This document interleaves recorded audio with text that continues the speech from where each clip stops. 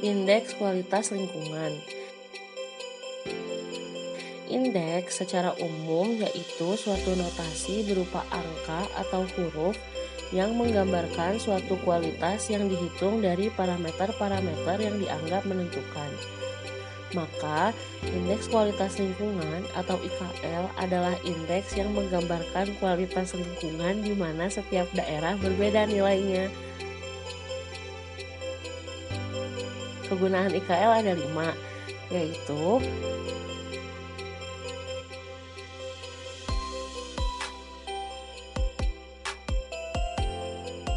satu, untuk merangkum dan menyimpulkan data lingkungan.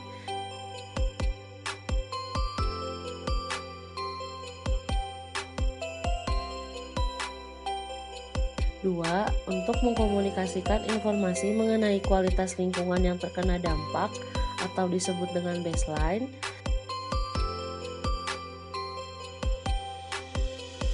3. Untuk mengevaluasi kelemahan atau kecurigaan kategori pencemaran lingkungan.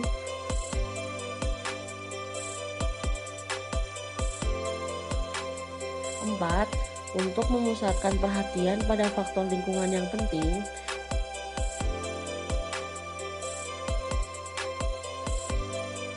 Dan 5. Sebagai dasar untuk menyatakan dampak dengan memprediksikan perbedaan antara indeks sebelum dan setelah proyek.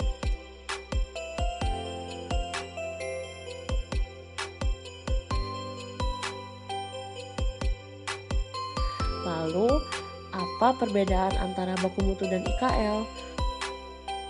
Baku mutu itu menyatakan suatu besaran parameter untuk kepentingan tertentu.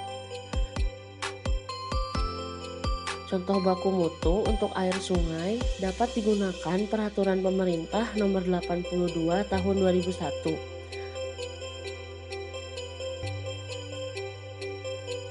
Sedangkan IKL mengkategorikan suatu kualitas lingkungan dalam skala baik, sedang, tercemar, maupun sangat tercemar. Indeks kualitas lingkungan dapat diketahui dengan cara mengalikan nilai bobot dari tiap parameter dengan skornya. Sebagai contoh dengan data di bawah ini.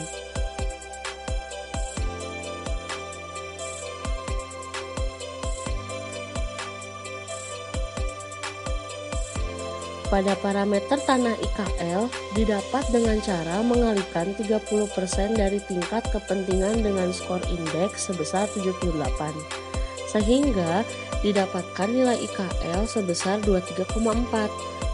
Begitu seterusnya hingga mendapatkan nilai IKL dari suatu lingkungan. Untuk mengetahui indeks kualitas air, dapat digunakan beberapa metode. Yang pertama, metode Delphi. Pada metode ini, hasil pengukuran didiskusikan oleh tenaga ahli yang tidak saling mengenal supaya tidak terpengaruhi pendapat orang lain. IKL dapat diperoleh dengan cara mengalihkan bobot dari parameter yang berupa persen dengan skor parameter diperoleh dari grafik. Yang kedua, metode WQE NSF atau US National Sanitation Foundation.